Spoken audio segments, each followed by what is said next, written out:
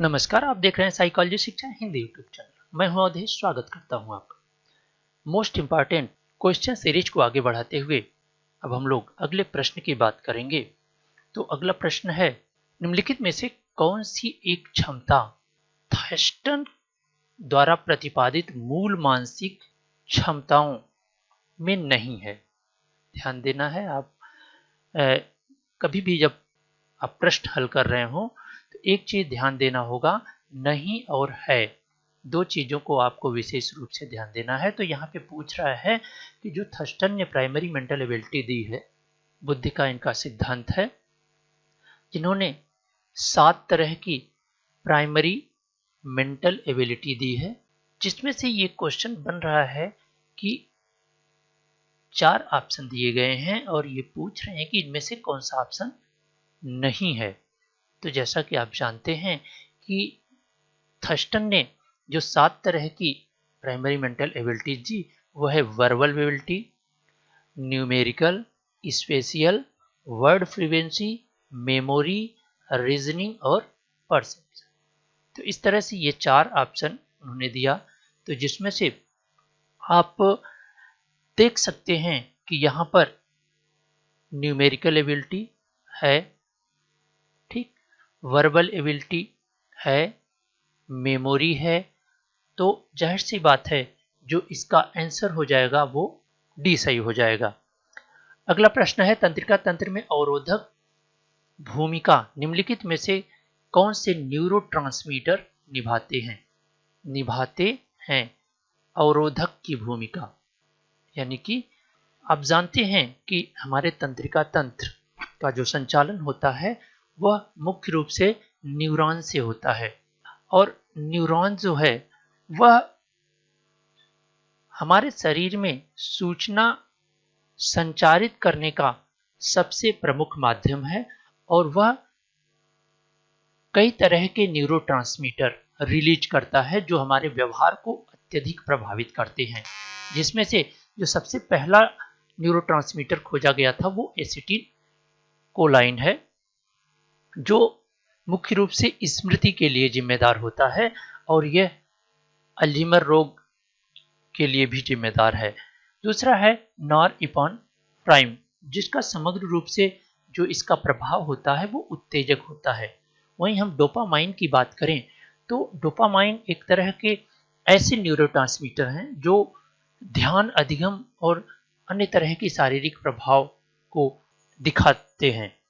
साथ ही जो डोपामाइन है वह अगर अत्यधिक हो जाता है तो इससे मनोविदिलता रोग होता है, और इसका जो समग्र प्रभाव है वह अवरोधक है, जो कि आपके प्रश्न में पूछा जा रहा है कि अवरोधक की भूमिका कौन निभाता है। तो अवश्य ही इसका जो आंसर होगा वो होगा डोपामाइन न्यूरोट्रांसमीटर।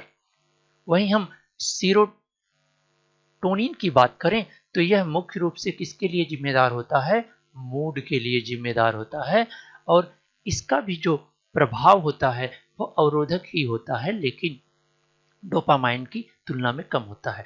तो यहाँ पर जो आंसर हो जाएगा वह ऑप्शन बी सही हो जाएगा, डोपामाइन। अगले प्रश्न पर चलते हैं।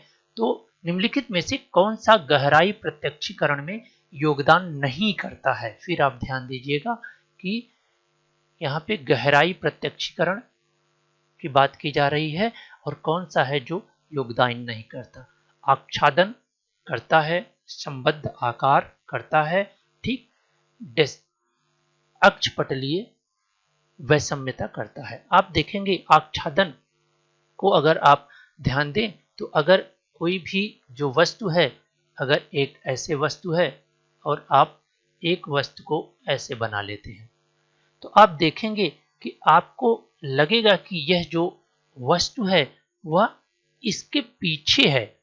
तो यह अवश्य ही एक दूरी का संकेत है। संबद्ध आकार, एक चीज अगर बड़ी दिख रही है और दूसरी चीज अगर छोटी दिख रही है तो आपको अवश्य ये प्रतीत होगा कि जो छोटी चीज है वो दूर है। वहीं जब हम अक्षपटलीय वैषम्यता या रेटिनल डिस्परेसी की बात करते हैं तो वहां पर भी हम बहुत ही आसानी से जो गहराई प्रत्यक्षीकरण के संकेत हैं वो प्राप्त कर लेते हैं, तो अवश्य ही इसका जो आंसर होगा वह सी सही होगा।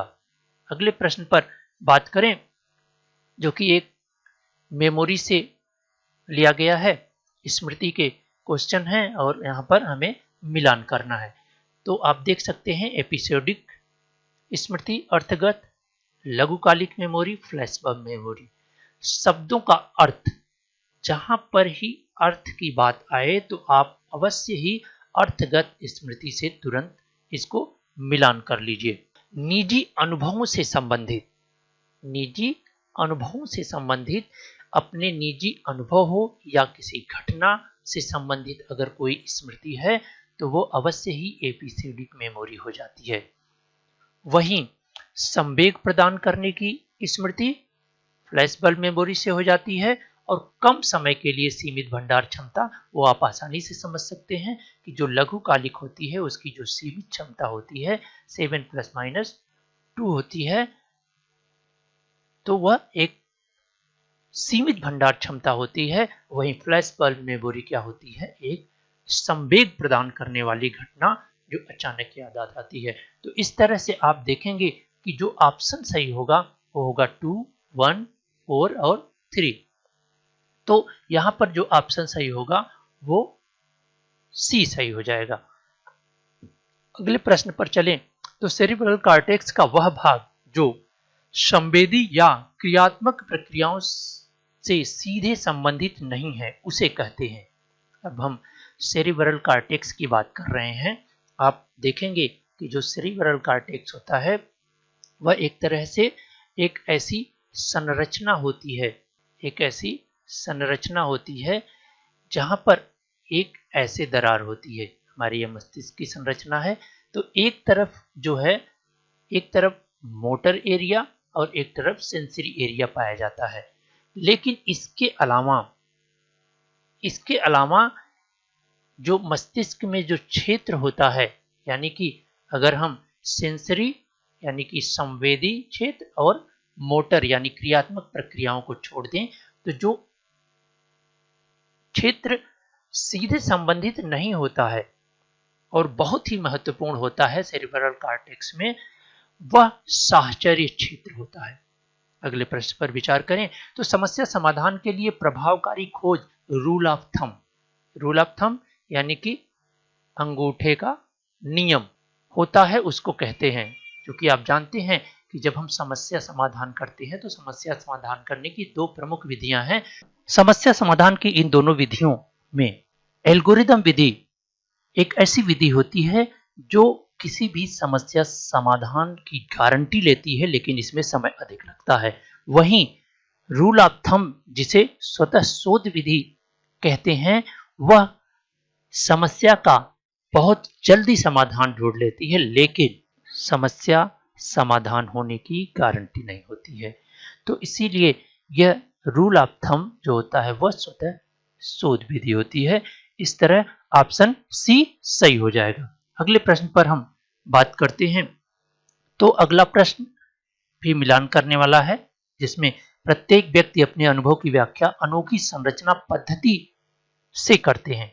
अनोखी संरचना पद्धति से करते हैं, तो इसका जो ऑप्शन है वह केली यानी कि दूसरे का ऑप्शन केली हो जाएगा।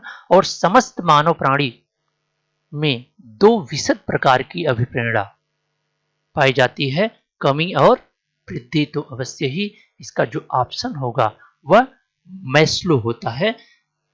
अभिप्रेरणा पर बहुत ही महत्वपूर्ण इनकी हाइरार्किकल जो दिया है इन्होंने, वह मैस्लो ने दो तरह की कमी और वृद्धि अभिप्रेरणा बताया। वहीं सी ऑप्शन की बात करें तो मनोवैज्ञानिक क्रियाओं को व्यवहार परक संज्ञानात्मक तथा परिवेश प्रभाव को कि लगातार विनिमय के आधार पर सबसे कम समझा जा सकता है। तो इसका जो ऑप्शन होगा वह ऑप्शन होगा वेंडूरा। वेंडूरा का आपने ऑब्जर्वेशन लर्निंग का सिद्धांत पढ़ा होगा। तो अंतिम ऑप्शन जो है, तो जब 3 ऑप्शन मिल गया तो अंतिम अहंग की जब ही बात होती है तो वो एरिक एरिक्सन सही हो जाता है। तो इस प्रकार से जो ऑप्शन सही हो जाएगा वो हो जाएगा बी। अगले प्रश्न पर बात करें तो अग्रोन्मुखी और पृष्ठोन्मुखी अवरोध इनके उदाहरण हैं। आप जानते हैं कि जब हम सूचनाओं को याद करते हैं तो सूचनाओं को याद करने में दो तरह की प्रभाव, अग्रोन्मुखी प्रभाव और पृष्ठोन्मुखी प्रभाव होता है। जो किसके कारण होता है? स्पष्ट रूप से आप समझ सकते हैं, बाधा के कारण होता है। जब कोई पहले सीखी हुई घटना बाद की सीखी हुई घटना को और बाद की सीखी वाली घटना पहले सीखी हुई घटना को जब बाधा उत्पन्न करती है, अवरोध उत्पन्न करती है, तो वह क्या होता है? अग्रोन्मुखी और पृष्ठोन्मुखी अवरोध होता है। अगले प्रश्न पर बात करें। कैटल ने निष्कर्ष प्रदर्शित करते हैं। कैटल के निष्कर्ष प्रदर्शित करते हैं। कैटल आप जानते हैं कि दो तरह की बुद्धि की बात की, ठोस और तरल बुद्धि की।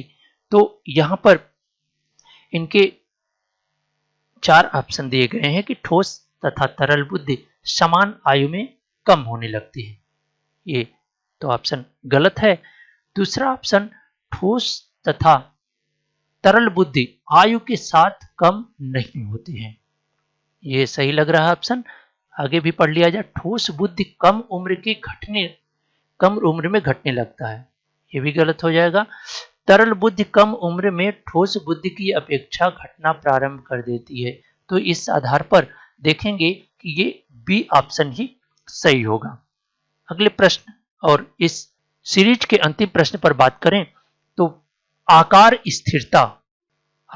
स्थिरता ऐसे सुझाव की ओर इंगित करता है। कैसे सुझाव की ओर? कि विभिन्न आकार की वस्तुएं आकार में समान लगती हैं। ये तो गलत है। विभिन्न प्रकार की वस्तुएं आकार में समान लगती हैं, ऐसा तो होता नहीं है। एक आकार की वस्तुएं विभिन्न कणों से देखने पर अलग अलग लगती हैं। विभिन्न कोणों से देखने पर अलग अलग लगती हैं, लेकिन गलत है ये भी। दूरी का निर्णय प्रत्यक्षीकरण वस्तुओं पर स्वतंत्र होता है। तो इस तरह से हम देखेंगे कि किसी वस्तु को विभिन्न दूरियों से देखने पर वस्तु के आकार स्थिर रहता है।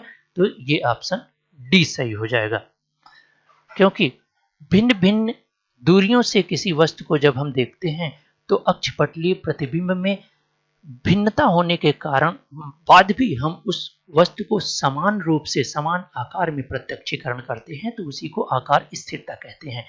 तो आपको यह व्याख्यान कैसे लग रहे हैं कमेंट में अवश्य बताएं। अगर आपको अच्छे लग रहे हैं तो चैनल को लाइक करें और सब्सक्राइब करें। आपका यह वीडियो व्याख्यान देखने के लिए बहुत बहुत धन्यवाद।